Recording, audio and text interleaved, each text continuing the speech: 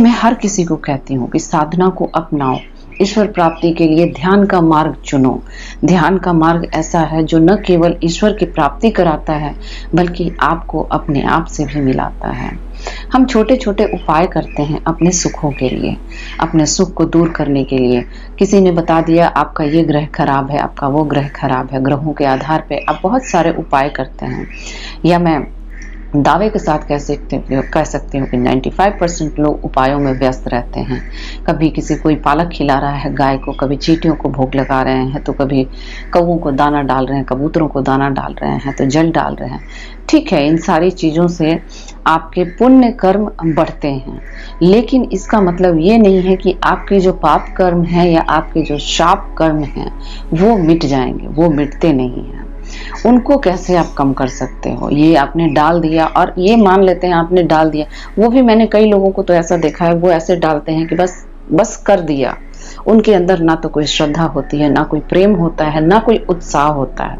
क्योंकि पंडितों के बताने पे, लोगों के बताने पे वो ये उपाय कर तो लेते हैं, लेकिन बस वो उपाय मात्र करते हैं। वो वस्तु मात्र ले जा करके उन पक्षियों को, गाय माता को और इस तरह के जो भी उपाय करते हैं, चींटियों को, बस वो डाल देते हैं। उनकी मानसिक अवस्था ऐसी नहीं होती है, श्रद्धा उनके अंदर नहीं होती है, जिसके कारण उन्हें इसका फायदा नहीं होता है। जिसने भी उपाय बताए होते हैं उनको ये भी बताते हैं कि आप इनको जितनी श्रद्धा से करेंगे उतना आपको फल मिलेगा। लेकिन इसके बावजूद कभी वो अपने समय का बहाना करते हैं, कभी वो ये कहते हैं कि नहीं मैं तो ये कर ही नहीं सकता, मैं ये कर ही नहीं सकती। तो मैं उन सबको कहती हूँ कि जीवन आपका खराब हो रहा है, परेशानियां आप झेल रहे हो, उपाय भी आपको ही करना पड़ेगा, प्रेम भी आपको ही करना पड़ेगा और स्वयं का सुधार आपको ही करना पड़ेगा, तभी आपका भाग्य भी सुधरेगा। ये कड़वा सत्य है। किसी के करने से, हम जाके मंदिरों में पूजा करा लेते हैं, रुद्राभिषेक कराया, पूजा कराया, पाठ कराया, उसमें बहुत सारी अशुद्धियां होती हैं और हम करा के ये मान लेते हैं कि हमने तो बहुत बड़ा काम किया है। मैं एक ऐसे व्यक्ति को जानती हूँ जो हर साल पूरे सावन में 108 लीटर दूध हर रोज वो शिवलिंग पे चढ़ाते हैं। वो मेरे पास आए और उन्होंने बोला कि मैं तो इतना पाठ करता हूँ, पूजा करता हूँ, मैं ये करता हूँ, मैं वो करता हूँ, और तो मेरे साथ परेशानियाँ क्यों हैं? वो बहुत बड़ी परेशानियाँ झेल रहे थे, मेरे साथ परेशानियाँ क्यों आ रही हैं? मुझे बड़ा आश्चर्य हुआ।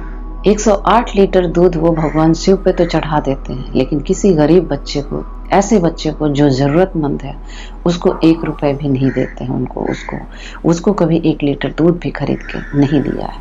आप यकीन मानिए, शिव जी को आप 2 बूंद दूध भी यदि चढ़ाएंगे तो शिव जी उतने ही प्रसन्न होंगे जितने कि आप 108 लीटर चढ़ाएंगे। तो वो 108 लीटर आप यदि किसी ऐसे गरीब बच्चे को आप दान कर दोगे जो जरूरतमंद है, जिन्हें दूध नहीं मिलता है, जिन्हें पोषण नहीं मिलता है, जिसके अभाव में वो उनका विकास नहीं होता है, तो आप यकीन मानिए आपके शिव जी आप पे उस वक्त ज्यादा प्रसन्न होंगे।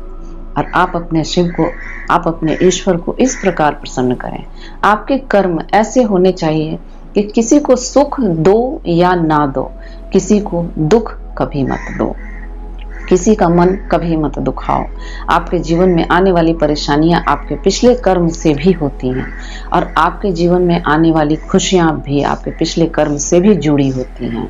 इन चीजों का आप ध्यान रखें और ध्यान की गहराई में जाने का प्रयास करें। पिछले कई वीडियो में मैंने ध्यान की गहराइयों में जाने की बहुत साधारण और बहुत सिंपल तरीका बताया है।